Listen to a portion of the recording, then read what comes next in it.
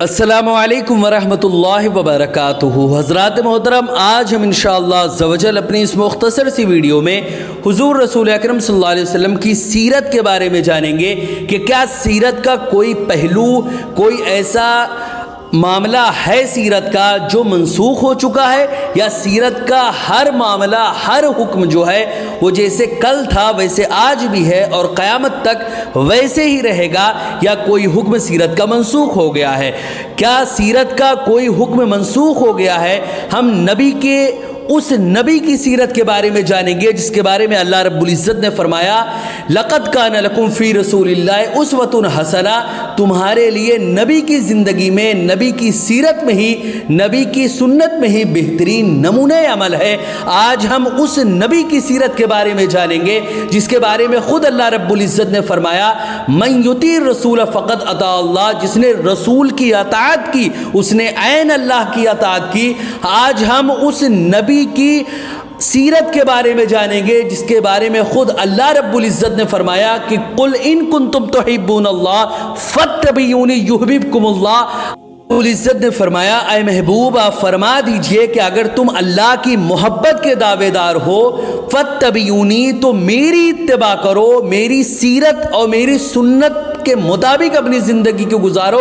युहब्बिबकुमुल्लाह, फिर तुमको मोहब्बत के दावे की ज़रूरत नहीं पड़ेगी, फिर तुमको ये कहने की ज़रूरत नहीं पड़ेगी कि तुम अल्लाह से मोहब्बत करते हो।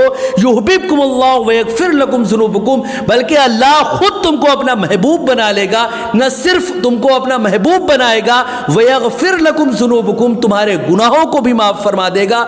ऐसी नेमत अल्लाह रब्बुल इज़्ज़त उसको अता फरमाएगा जब कोई इंसान सीरत नबवी के मुताबिक जिंदगी गुजारेगा, इत्तबाए नबवी में अपने शबो रोज़ बसर करेगा। ऐसे इंसान के साथ अल्लाह रब्बुल इज़्ज़त ये मामला करेगा जो भी इंसान नबी की सीरत, नबी की सुन्नत और नबी की इत्तबा में अपनी ज़िंदगी को गुजारेगा।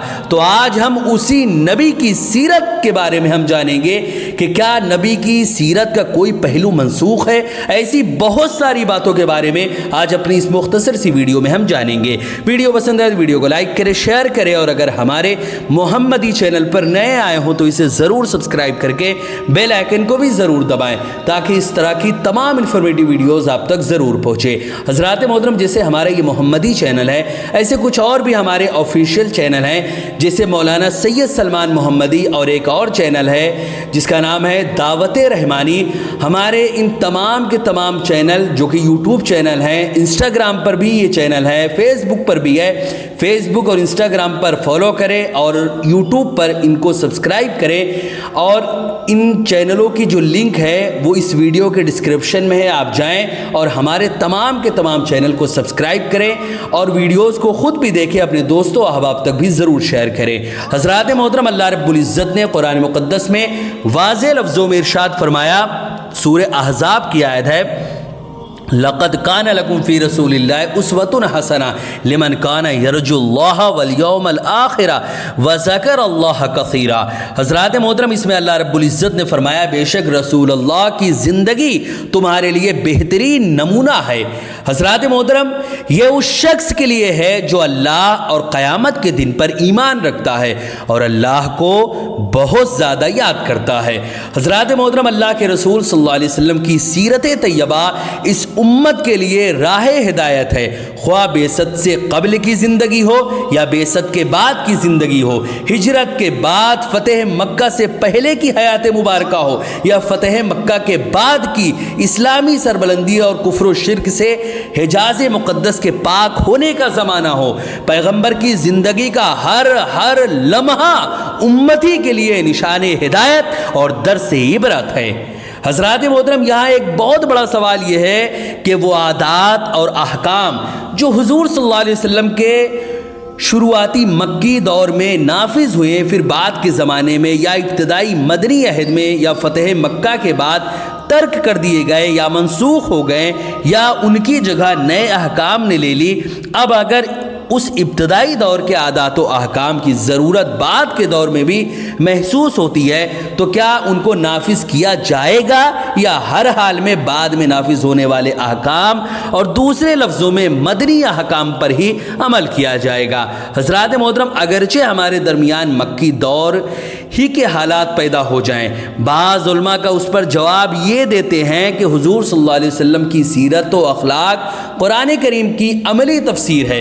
ام المومنین حضرت عائشہ صدیقہ رضی اللہ تعالی عنہا فرماتی ہیں، صحیح مسلم کی روایت ہے، آپ فرماتی ہیں کہ حضور صلی اللہ علیہ وسلم کا اخلاق قرآن تھا، اور قرآن کریم اللہ تعالیٰ کی تمام صفتوں کی طرح ازلی اور ابدی ہے، یعنی ہمیشہ سے ہے اور ہمیشہ رہے گی۔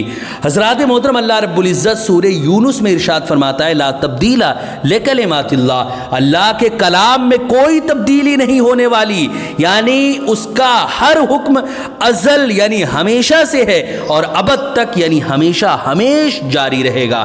اس سے واضح ہوتا ہے کہ قرآن کی کوئی آیت منسوخ نہیں ہے، بلکہ دو متضاد حالات میں دو مختلف احکام دیے گئے ہیں۔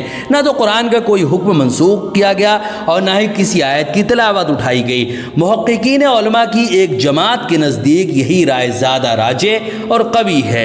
حضرات محترم، جیسے علامہ زمخشری، علامہ زرکشی برہان، اسی طرح علامہ سیوطی، اتقان شاہ ولی اللہ، محدث دہلوی، اسی طرح الفوز الکبیر فی اصول التفسیر، اسی طرح علامہ غماری مصری، اس کے علاوہ اس طرح کی کئی اور کتابوں میں اسی طرف اور کئی ایسے عظیم جو لوگ ہوئے ہیں، عظیم جو علماء ہوئے ہیں، وہ اسی طرف گئے ہیں۔ حضرات محترم، ان کا کہنا ہے کہ قرآن کی آیت تواتر سے ثابت ہے، اور جو چیز متواتر ہو اس کے مقابل میں خبر آحاد کچھ فائدہ نہیں دیتی، جبکہ ان آیات کے بارے میں نسخ کا دعویٰ کیا جاتا ہے وہ سب خبر آحاد سے ثابت ہے، جن کا قرآنی آیات کے مقابلے میں تسلیم کرنا عقل اور سمجھ سے باہر ہے۔ ہاں، بعض مقامات پہ کچھ آیتوں کے تعلق سے نسخ کا گمان ہوتا ہے، لیکن وہاں بھی احکام کی تبدیلی نہیں ہے، کیونکہ لا تبدیل لکلمات اللہ ایسے مقامات پر دراصل مطلق کو مقید کیا گیا ہے، یا مجمل کو یا جو مجمل ہے مجمل کی تفسیر بیان کی گئی ہے، یا آزمائش کے طور پر پہلے کوئی حکم دیا گیا اور پھر بعد میں اس حکم کو آسان کر دیا گیا۔ حضرات محترم، اس کے علاوہ علماء اسلام کا کچھ ایسے اصول پر اتفاق ہے جن کی بنیاد پر عام شرعی قوانین میں تبدیلی کی جا سکتی ہے، مختلف اسباب کے تحت فقہا نے اس کی اجازت دی ہے۔ حضرات محترم، امام غزالی رحمۃ اللہ علیہ المستصفیٰ میں فرماتے ہیں کہ شریعت کا جو مقصد ہے وہ یہ ہے کہ وہ انسانوں کے دین، مذہب، جان، عقل اور نسل اور مال کی حفاظت کرے۔ حضرات محترم، اسی چیز کو الفاظ میں بھی بیان کیا جاتا ہے کہ ان 5 امور کی حفاظت کے لیے شرعی احکام میں کوئی کبھی تبدیلی کی ضرورت محسوس ہو تو درج ذیل 7 اصولوں کی روشنی میں تبدیلی کی جا سکتی ہے۔ وہ 7 اصول یہ ہیں: ضرورت، حاجت، عموم بلوہ، عرف، تعامل، دینی مصلحت، فساد کا ازالہ۔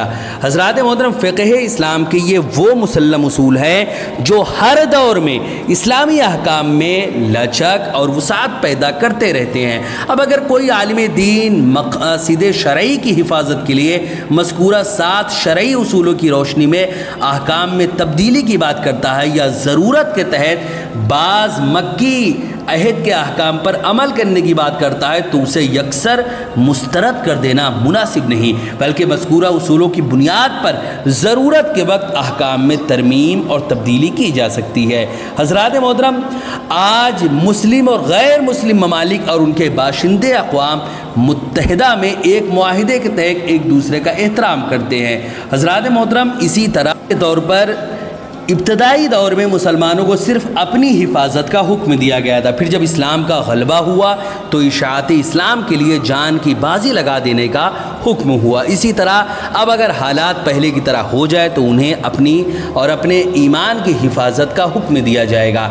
علامہ محمد بہادر بن عبداللہ زرکشی اپنی کتاب البرہان فی علوم القرآن میں لکھتے ہیں کہ اللہ تعالیٰ فرماتا ہے، سورہ مائدہ کی آیت ہے، یا ایھا الذین آمنوا علیکم انفسکم لا یضرکم من ضل اذا اہتدیتم۔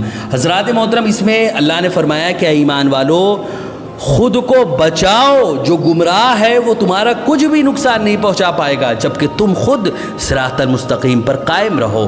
حضرات محترم، یہ حکم ابتدائی دور میں تھا، مگر جب مسلمان طاقت میں آ گئے تو ان پر امر بالمعروف اور نہی عن المنکر اور اسلام کے راستے میں آنے والی ہر رکاوٹ کو دور کرنے کا حکم دیا گیا۔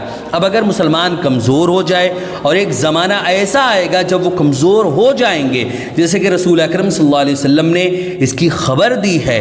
صحیح مسلم کی یہ روایت ہے، آپ صلی اللہ علیہ وسلم نے فرمایا کہ بے سر و سامانی کے عالم میں اسلام ظاہر ہوا، اور ایک دن ایسا آئے گا کہ اسلام پھر اسی حالت میں پہنچ جائے گا۔ چنانچہ ایسی حالت میں پہلے والا حکم بھی لوٹ آئے گا کہ صرف اپنی جان اور دین کو بچانے کا حکم ہوگا۔ حضرات محترم، اللہ کے رسول صلی اللہ علیہ وسلم ارشاد فرماتے ہیں، ابو داؤد کی یہ روایت ہے، جب تم کسی نفس پرست کو پیشوا اور لالچی کو، یعنی یہ آقا صلی اللہ علیہ وسلم کا فرمان ہے کہ جب تم کسی نفس پرست کو پیشوا، لالچی کو امیر اور ہر شخص کو اپنی ہی رائے پسند کرنے والا پاؤ تو تم ایسی صورت میں صرف اپنی فکر میں لگ جاؤ۔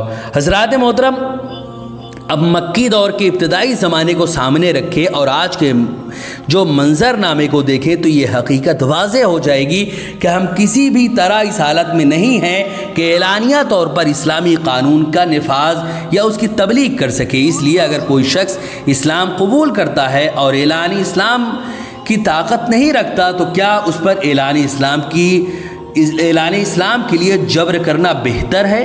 بالکل نہیں۔ اسی طرح کوئی نو مسلم یا نو مسلمہ کسی مجبوری کی وجہ سے اپنے غیر مسلم ہم سفر یعنی میاں بیوی کو چھوڑنے کی طاقت نہ رکھتا ہو تو کیا اس کو اسلام سے محروم رکھنا عقل مندی ہے؟